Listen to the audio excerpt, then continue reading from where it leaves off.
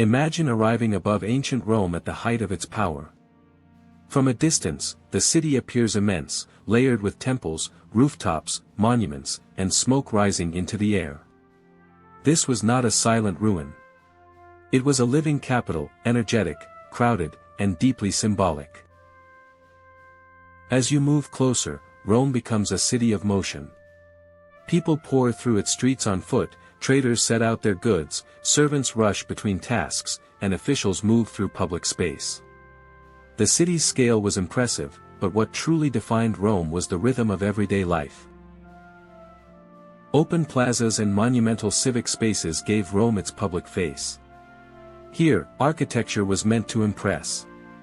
Colonnades, statues, and broad stone spaces turned ordinary movement into a constant reminder that this was the center of a vast and powerful empire. Yet much of Rome was dense and crowded. Away from its most famous monuments, people lived in packed urban districts where noise, trade, and daily survival shaped the character of the streets. Rome was grand, but it was also busy, practical, and intensely human. Public baths were one of the great social institutions of Roman life. They were places to wash, relax, talk, and conduct business. In a city as crowded as Rome, the baths offered comfort, ritual, and community, all inside spaces decorated with stone, sculpture, and careful design. Wealthier Romans lived very differently. Hidden behind the noise of the streets were elegant private homes with open courtyards, pools, painted walls, and reception rooms. These homes were not only places to live. They were displays of taste, status, and influence. Rome was also closely tied to water and trade.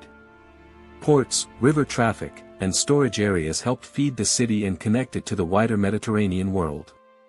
Goods, people, and information entered Rome constantly, making it a powerful economic center as well as a political one. The roads leading into and out of the city linked Rome to an enormous imperial network. Through those roads came grain, marble, military supplies, and news from distant provinces. Rome did not stand alone. It depended on the movement of people, materials, and power across the empire. Commercial life was visible everywhere. Merchants, laborers, dock workers, shopkeepers, and customers kept the city in motion. Whether in riverside spaces, public squares, or neighborhood markets, exchange was part of everyday Roman life and one of the engines behind the city's wealth. At the end of the day, Rome could look almost golden. But beneath the beautiful light remained the same living city, crowded, noisy, unequal, and ambitious. That contrast between spectacle and daily reality is part of what made ancient Rome so unforgettable. Politics stood near the center of Roman identity. In formal assembly spaces, senators debated law, power, and public decisions. These gatherings reflected the ideals Rome claimed to value, but they also revealed how tightly leadership, status, and reputation were woven together. Religion was just as public as politics. Ceremonies, sacrifices, and rituals took place in and around temples, where citizens gathered to witness acts of devotion that were closely tied to state authority. In Rome, religion helped bind the city's people, memory, and power into a shared world. For ordinary families, life inside the city could be modest and crowded. In small homes and apartments, people cooked, mended clothes, cared for children, and made do with limited space. These quieter interiors remind us that most Romans did not live in luxury, but in practical, demanding conditions. Workshops were another essential part of urban life. Blacksmiths, metalworkers, and skilled craftsmen produced tools, vessels, fittings, and countless useful objects. Their labor supported households, commerce, and public life, even if their work took place far from the city's most famous monuments. Food shaped the streets as much as politics did. Bakers, cooks, and vendors sold bread and simple meals directly into public space. The smell of ovens, the movement of customers, and the constant exchange of goods made the street itself an extension of the Roman household. Water had to be collected and managed every day. Public fountains served as gathering points where citizens filled jars, exchanged news, and carried water home.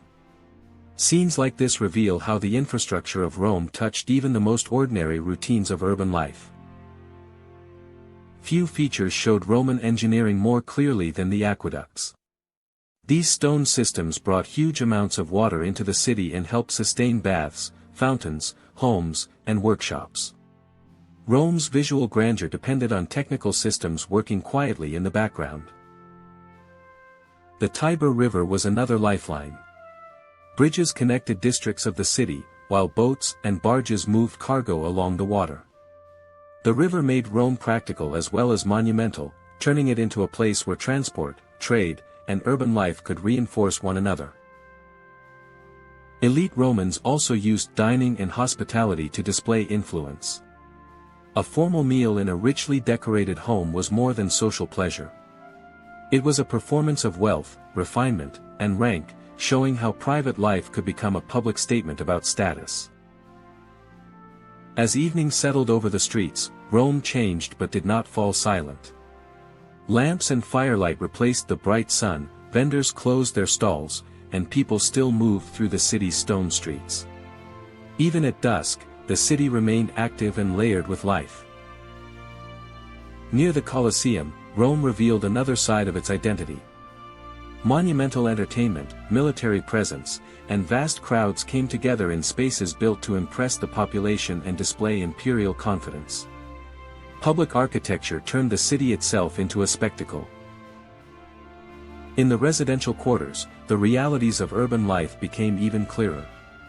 Tall apartment buildings, narrow stone streets, hanging laundry, and crowded movement showed how ordinary Romans lived close together, sharing limited space in a city that never truly rested.